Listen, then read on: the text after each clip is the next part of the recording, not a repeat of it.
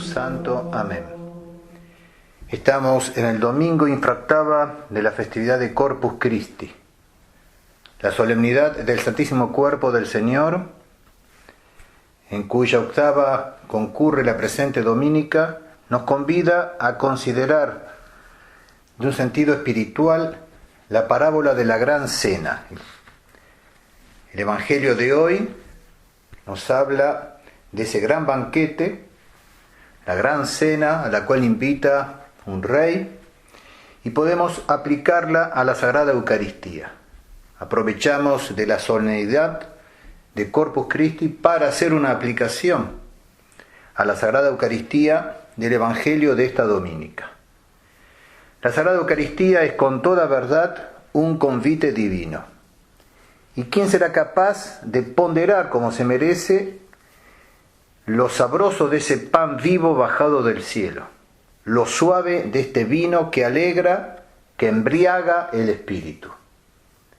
Y sin embargo, ¿cuántos hay que se retraen de este convite y menosprecian este manjar espiritual como los convidados a la gran cena del Evangelio de hoy?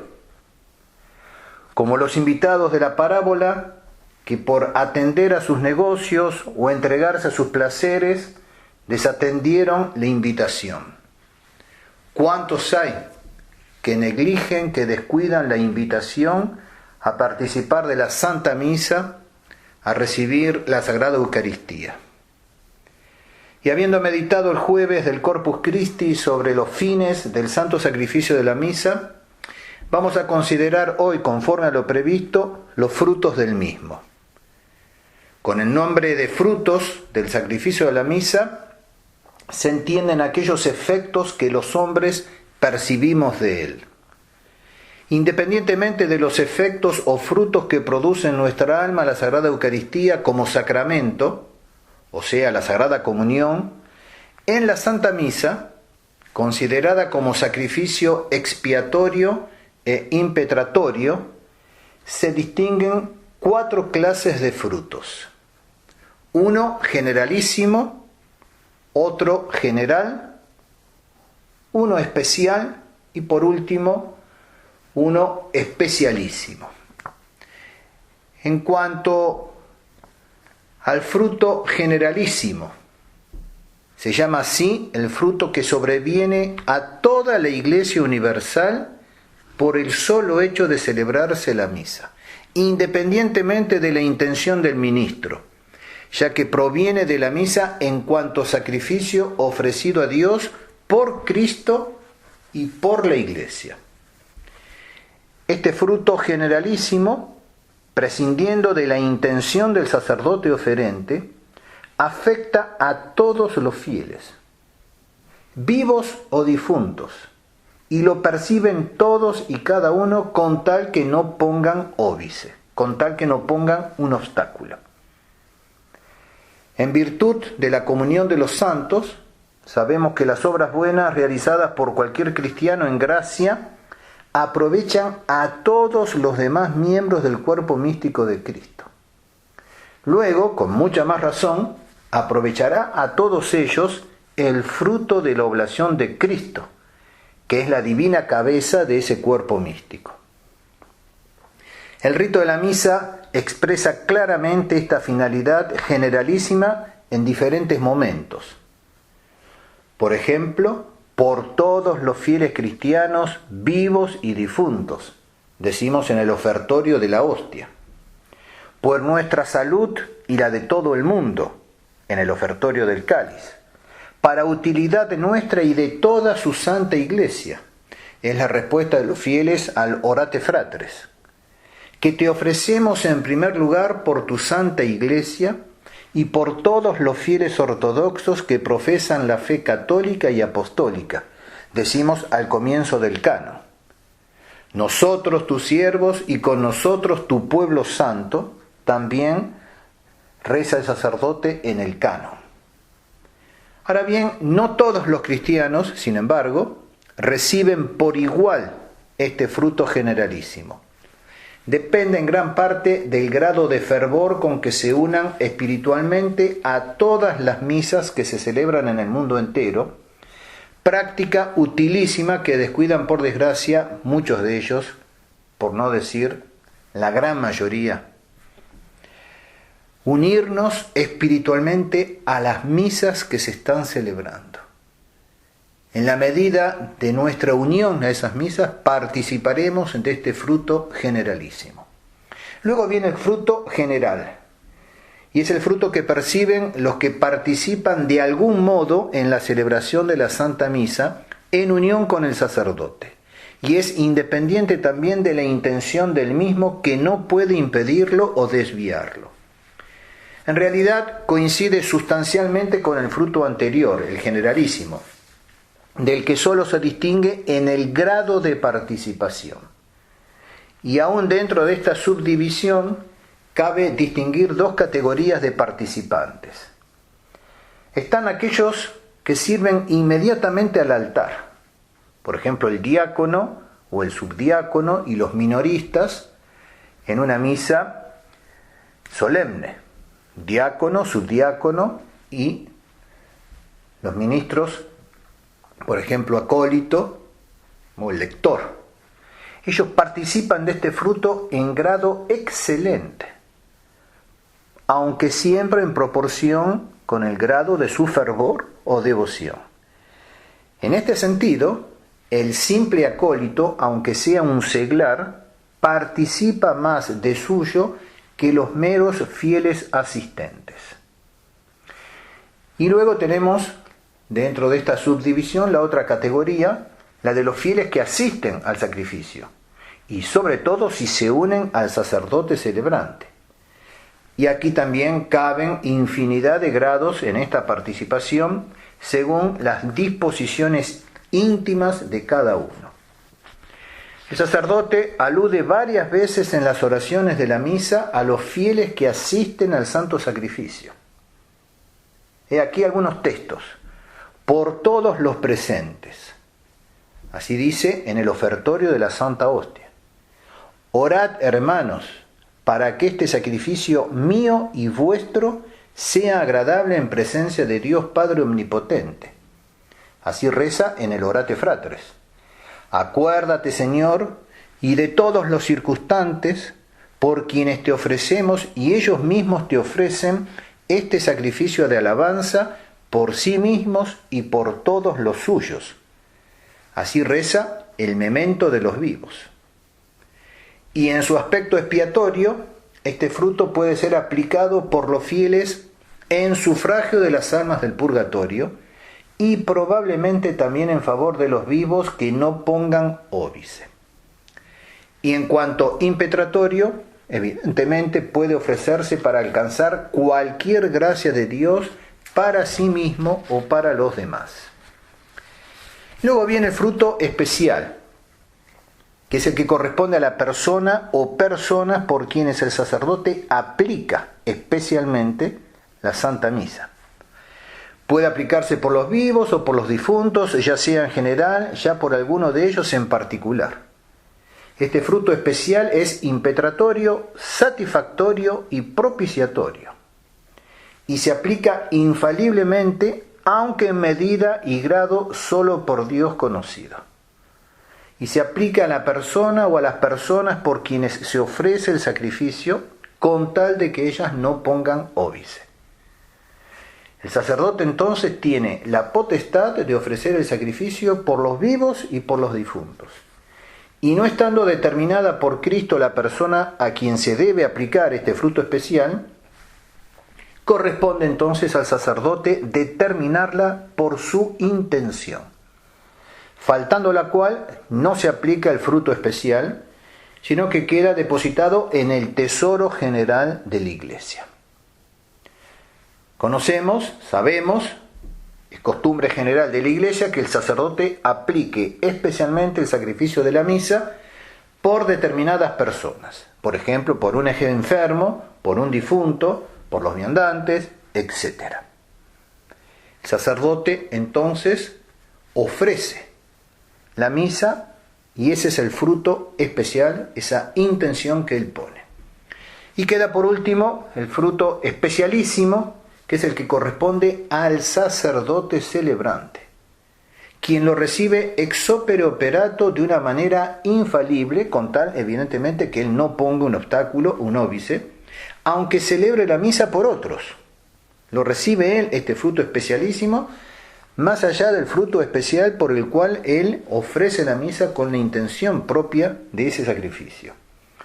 Y esto no solo por razón de la Sagrada Comunión que recibe, sino también por razón del sacrificio que ofrece en nombre de Cristo, que es el sacerdote principal, como ya sabemos. El sacerdote que celebra el santo sacrificio tiene la máxima razón de oferente. Ahora bien, cuanto más propiamente conviene a uno la cualidad de oferente, sabemos que tanto más principalmente es el sujeto por el cual se hace la oblación. He aquí por qué le corresponde al sacerdote, al celebrante, el fruto especialísimo. Este fruto es personal e intransferible, aunque admite, como sabemos, muchos grados de intensidad según el fervor, la devoción con que el sacerdote celebre la misa.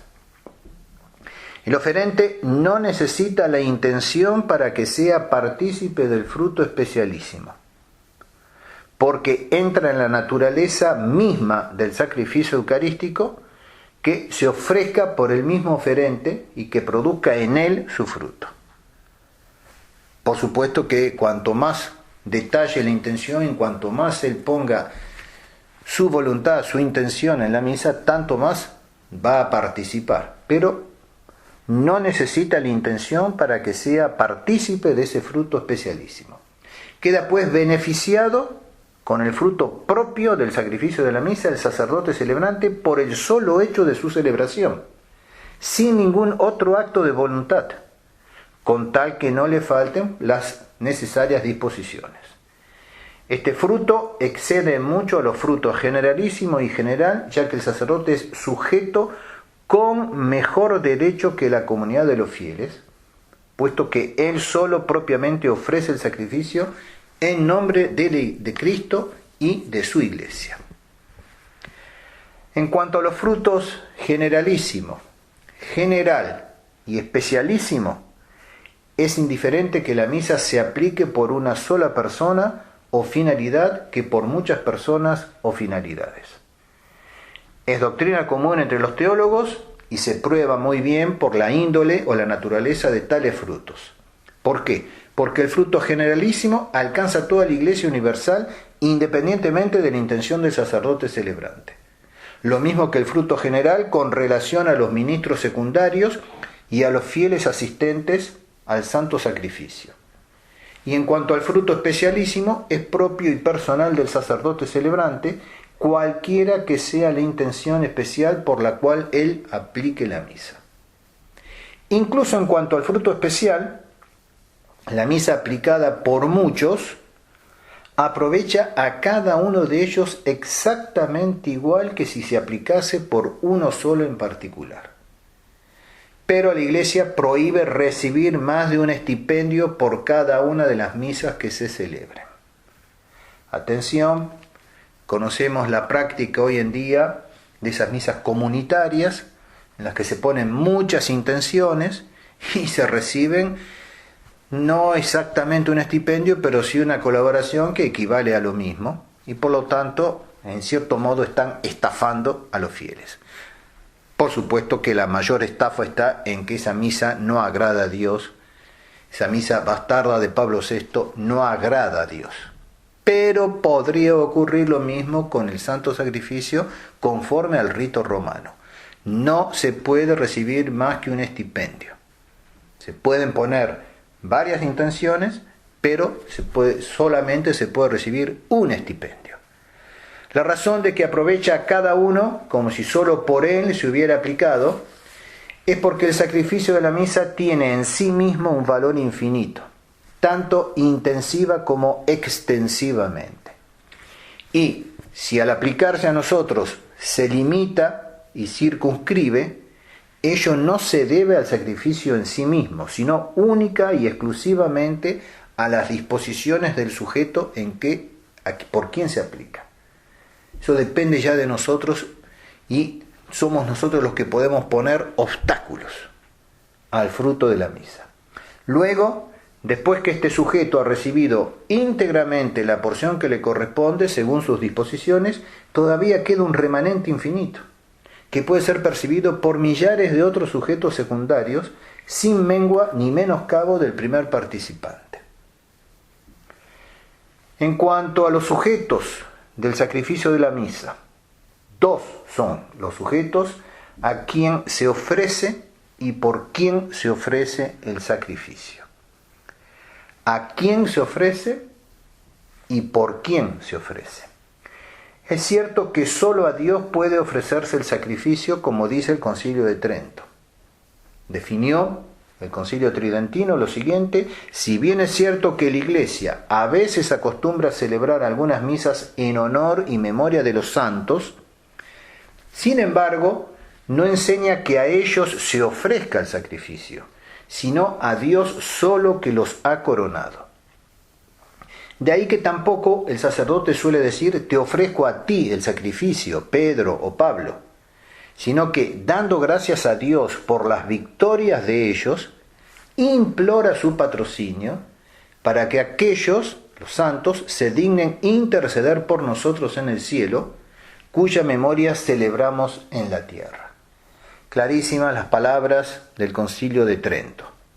Sabemos que el sacrificio es el acto supremo de la tría con el cual adoramos a Dios, Supremo Señor, primer principio, último fin de todas las cosas. Entonces, ¿a quién se ofrece la misa? A Dios. Principalmente cabe aquí considerar el sujeto en cuyo favor se puede ofrecer o aplicar el sacrificio de la misa. Y en general hay dos categorías por quienes se puede ofrecer o aplicar la misa: los vivos y los difuntos. Entre los vivos, unos son fieles justos, miembros vivos de Cristo y de la Iglesia. Otros son pecadores, unidos a la Iglesia por el vínculo de la fe. Otros son herejes, o cismáticos, o públicamente excomulgados. Otros, finalmente, infieles. Esas son las diversas categorías dentro de los vivos. Y entre los muertos, unos son santos, ya en posesión de la felicidad eterna, otros condenados a eternos suplicios en el infierno, otros sujetos a expiación en las llamas del purgatorio. Entonces, en el sacrificio de la misa puede ofrecerse y aprovechar a todos los vivientes, aunque no de la misma manera. En cuanto a los vivientes, bautizados y adultos, el sacrificio de la misa solo puede aplicarse en la integridad de su fruto a los vivientes bautizados. Esta es sin duda la razón por qué en la antigua Iglesia se ordenaba a los catecúmenos retirarse del oficio cuando empezaba la celebración de los misterios. En cuanto a los herejes, cismáticos y excomulgados, el sacrificio de la misa puede de suyo ofrecerse por ellos. Sin embargo, por precepto de la Iglesia, para castigo de ellos, detestación de su error, abatimiento de su soberbia, no puede aplicarse públicamente por ellos, aunque pueda ofrecerse privadamente y con secreta intención y sin escándalo de los fieles. Por un excomulgado vitando, la misa podría aplicarse solo para implorar su conversión. El sacrificio de la misa puede aplicarse tanto en general por todos los infieles, como en especial por cada uno de ellos, siempre que no haya escándalo y que conste que no se mezcla en ello ningún error o ninguna superstición. Y es que la misa se ofrece por ellos para que, si lo quisieren, se conviertan de infieles en fieles y de siervos del pecado en miembros de Cristo. Sin duda, sin embargo, si el sacrificio de la misa aprovecha a los infieles, no solo en cuanto a la impetración, sino también en cuanto al fruto de la propiciación. Y ahí tenemos las diversas categorías entonces de hombres vivos, vivientes. Es de fe que el sacrificio de la misa puede ofrecerse por las almas del purgatorio. Los sufragios de los vivos aprovechan a los difuntos en cuanto están unidos en caridad con ellos. Y siendo la Eucaristía vínculo de caridad estrechísimo, es indudable que del sacrificio eucarístico pueden obtener las almas del purgatorio, unidas en caridad con los vivos, que sus penas sean abreviadas, aliviadas y endulzadas. Y no es obstáculo en que las almas del purgatorio no estén ya en estado de vía, porque siendo miembros vivos de Cristo, que no han llegado todavía a su término final, que es el cielo, el sacrificio de la misa les puede aprovechar como a los vivos. Y por eso la Iglesia ofrece la Santa Misa por las almas del purgatorio y tiene todos los días un memento especial por ellas después de la consagración. El sacrificio de la misa puede aprovechar a las almas del purgatorio como sufragio en cuanto se ofrece por ellas y como lucro o ganancia en cuanto que durante su vida en la tierra lo ofrecieron por sí mismas. Muy importante esto. Repito, el sacrificio de la misa puede aprovechar a las almas del purgatorio como sufragio en cuanto se ofrece por ellas y como lucro o ganancia en cuanto que durante su vida en la tierra lo ofrecieron por sí mismas. Pues si ellas en vida dispusieron por legado o por pía fundación, es un término canónico, dispusieron que se le aplicaran misas después de su muerte, ciertamente les aprovechan esas misas como fruto de su propia oblación.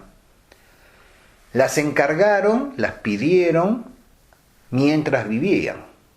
Y ahora, una vez muertas, se rezan esas misas, se aplican los frutos del sacrificio y realmente fruto de su propia oblación, porque fueron ellas mismas quienes las encargaron.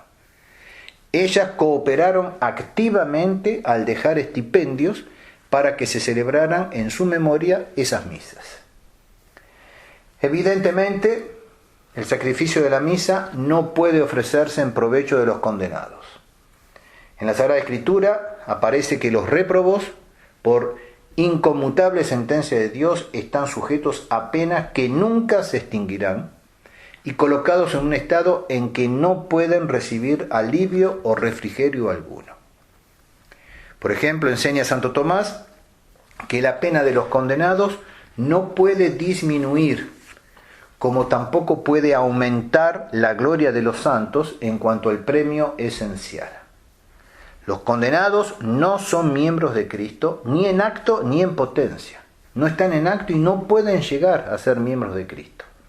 Y así, rota toda solidaridad con Cristo, están completamente en una condición, son incapaces de cualquier influjo de Cristo sobre ellos. Cristo, cabeza del cuerpo místico, no puede ejercer ningún influjo sobre esos miembros que están desgajados de él. Los condenados no se hallan en estado de misericordia, sino de justicia, porque uno es el tiempo de compadecerse, otro es el de ejercer la justicia. El primero pasa y termina al finalizar la vida terrena con las gracias casi infinitas con que Dios solicita a los pecadores a penitencia. Y el tiempo de justicia comienza inmediatamente después. Y en este tiempo de justicia, los réprobos, desaparecida la misericordia, quedan inexorablemente bajo el dominio de la justicia. Finalmente, el sacrificio de la misa puede ofrecerse en honor de los santos que reinan con Cristo en el cielo. Se ofrece en honor de ellos, en cuanto es latréutico y honorífico, pues Dios es honrado y glorificado en sus santos. No son los santos los que son glorificados, sino que es Dios quien es glorificado en sus santos, cuyos nombres se recitan asociados a Cristo víctima y quedan enaltecidos por ese recuerdo. También admiten los teólogos que se puede ofrecer el mismo sacrificio en cuanto que es eucarístico, en acción de gracias por los beneficios que Dios acumula en sus siervos, en sus santos. Y todos convienen igualmente en que el sacrificio de la misa, en cuanto que es propiciatorio y satisfactorio, no puede ofrecerse por los santos, libres como están ellos de toda culpa y de toda pena. Y es también indudable que el sacrificio de la misa, en cuanto que es impetratorio, no puede ofrecerse por los santos en orden a impetrar la gloria esencial, ya la gozan. Lo cual está de acuerdo con la doctrina del Concilio de Trento, que, como ya hemos dicho antes, dice, la Iglesia acostumbra a celebrar algunas misas en honor y memoria de los santos, dando gracias a Dios por las victorias de ellos, implorando su patrocinio, para que aquellos se dignen interceder por nosotros en el cielo, cuya memoria celebramos en la tierra. No son, pues, unos pocos privilegiados los que el Señor convida a la Santa Misa y a la Sagrada Comunión. A todos los viandantes invita, a todos atrae, a todos fuerza con amorosa violencia, como dice la parábola de hoy. Son ardientes los deseos que tiene de que todos participen, de que todos vivan eternamente. Si supiésemos apreciar, en la medida que se merece, la inagotable generosidad de Jesucristo, si supiésemos responder a las amorosas ansias de su divino corazón, ávido de comunicarnos todos sus tesoros y de entregarse a sí mismo a nosotros, ¿cómo participaríamos? ¿Cómo asistiríamos a ese banquete divino, ese santo sacrificio de la misa, la Sagrada Comunión? No seríamos tan descorteses, tan desagradecidos que despreciásemos sus regalos y desdeñásemos su amor. Fruto práctico de todas estas consideraciones ha de ser no solo responder nosotros a las amorosas invitaciones de nuestro amabilísimo Salvador, sino trabajar con toda diligencia y por cuantos medios estén a nuestro alcance, para que otros muchos, muchísimos, respondiendo a los deseos del mismo Señor, se acerquen con frecuencia a la Santa Misa y a la Sagrada Comunión. ¿Para qué? Para dar esta satisfacción al corazón divino, para recibir de Él los bienes y regalos que allí tan generosamente comunica. Él es el primer interesado en que vengamos a la misa, en que recibamos su cuerpo, sangre, alma y divinidad. Ese Rey que hace esa fiesta, ese banquete, es el primer interesado en que los convidados vengan a participar del convite. Tengamos bien presente lo que hemos desarrollado el jueves pasado, y con eso terminamos y resumimos todo lo que dice la imitación de Cristo. Cuando el sacerdote celebra, honra a Dios, alegra a los ángeles, edifica a la iglesia, ayuda a los vivos, da descanso a los difuntos y se hace partícipe de todos los bienes. En el nombre del Padre, y del Hijo, y del Espíritu Santo. Amén.